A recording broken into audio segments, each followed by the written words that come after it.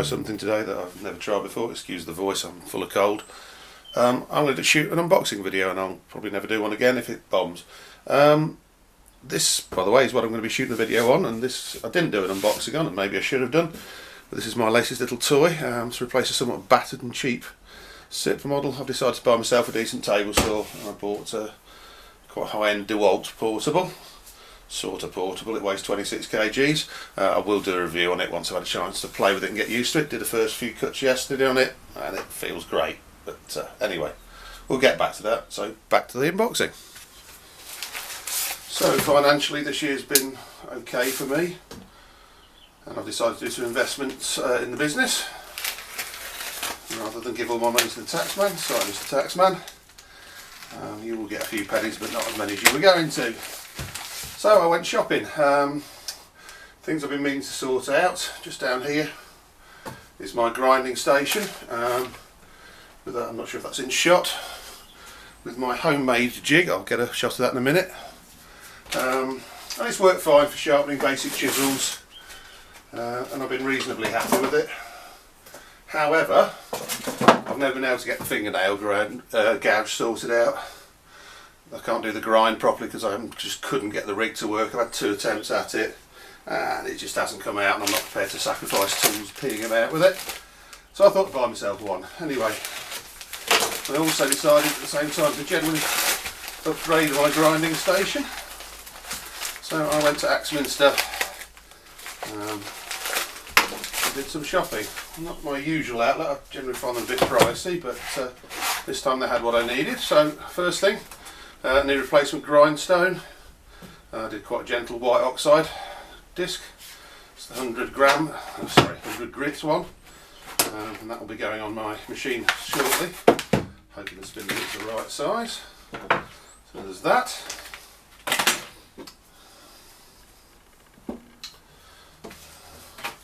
Now, I have no order what's in. Let's continue the grinding theme. Let's do this one first because I'm pretty sure I know what's in this.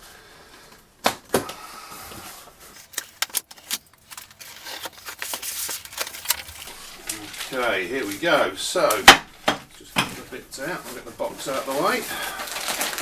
Oh, lots of pretty parts, all nicely wrapped up.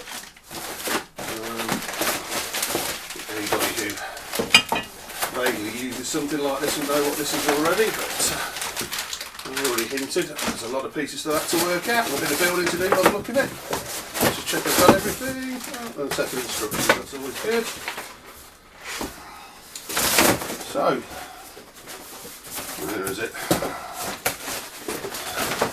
That's what I bought. It's the Axminster home build. Various versions available around the world, depending on where you're based.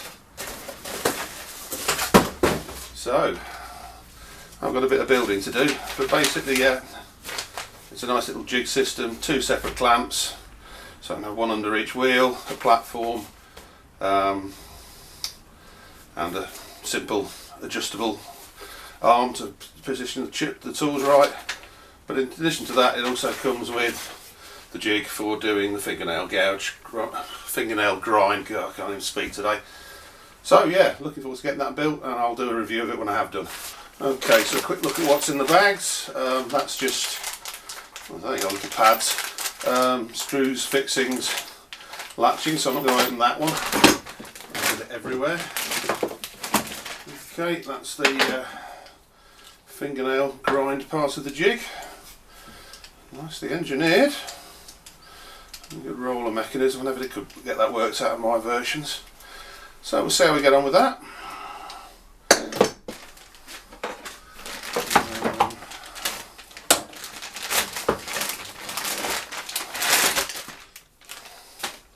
That's the plate. Nice simple lock-off mechanism.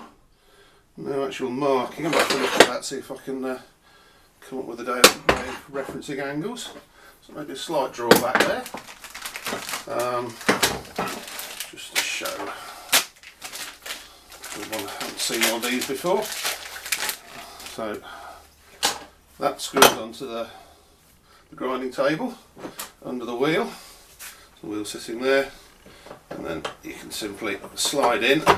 Simply slide in that attachment and then lock it off with locking pins. And this is a section I previously fabricated myself, but this one might be a little bit better design. Not obviously my design was nearly perfect, and that also fits in as this one has, and gives you your mounting point for both your chisel if you're grinding one, or potentially also to have this jig sitting in position and doing its thing. So stop playing with that. This is the bit I'm fascinated in. I've never done fingernail ground before. There's another one of those lockdown units. You can have one under each wheel with your grinder, and this I think is for doing offset chisels, so skew chisels, everything like that. So this goes in place. I'll work it out there. It sits over the cut there, and then allows you to have chisel handles coming at an angle up to your grinding wheel. So there you go, all the fun of the fair. I shall get that installed, and I said I'll give it a review once I've had a chance to play with it, but it looks nicely engineered. Shame, oh, need some screws tightening up there. Shame about the lack of the gauging. I think that would have been a nice touch, just have a simple protractor mechanism on there. In fact, that might be how I solve it, so I can work out what angle I'm cutting at.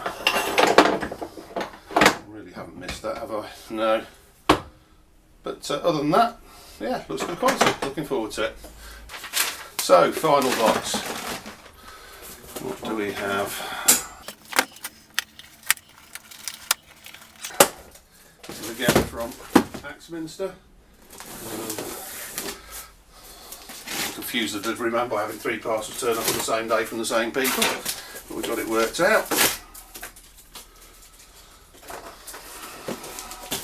They've well packaged this, so this is all bits and pieces. Better get the box open.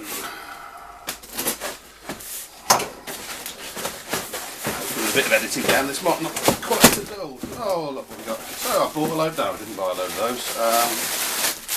What I did buy, as they say, you can never have too many of these. I bought myself some clamps. Something I haven't had in my kit before. Let me just get one out the back to show you properly. Prep without slicing a finger off.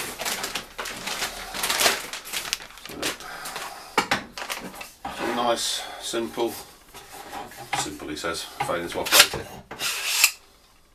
Clamps, nice parallel jaw ones.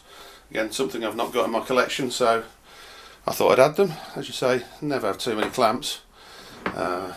I'm working on it though. So here's what we ended up with after a bit of redesigning. I've moved from this here to this layout. I've actually done my first grind on it yesterday as well, just to see how it was working, and I've got my first proper fingernail grind done, and it works. I had a bit of a play with it last night, and yeah, I really do like the cut. I thought I would, everybody recommends it. So there you go, new grinding station. Big advantage with this is because of this wheel, I don't know whether it's not as heavy weight or it's just better balanced, the whole set doesn't jiggle around. So there you go, all ready to use. Okay, so they recommend in the instructions when you're using this that for the fingernail ground you should have about 1.5 inches of gouge sticking out, which was rather conveniently how far back my edge is there, the platform, so that's easy to set up. I've gone for the angle. I'm heading for about 45 degrees I think with this first one. I need to be a bit closer.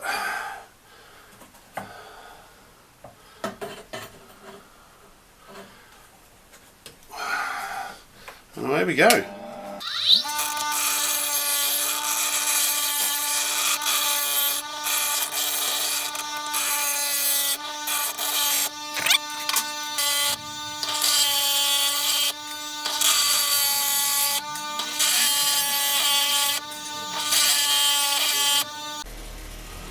Okay, so that's my first attempt. Probably still overheating the blade a bit. There's some bluing inside, you can see there, but not bad for first attempts. And I think I'll better go and do some research into how best to cut these grind on. But I'm going to give it what I've cut a go and see how it works.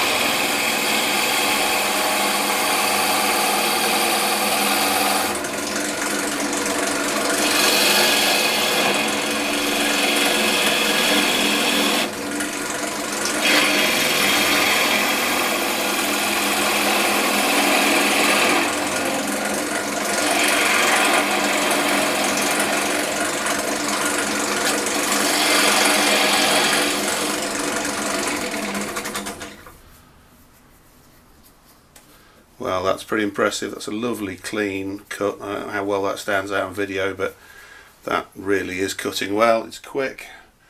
I still think I'll improve the profile a bit, but that's the first cut. Yeah, very pleased with that. Okay, thanks very much for that. See you in the next video.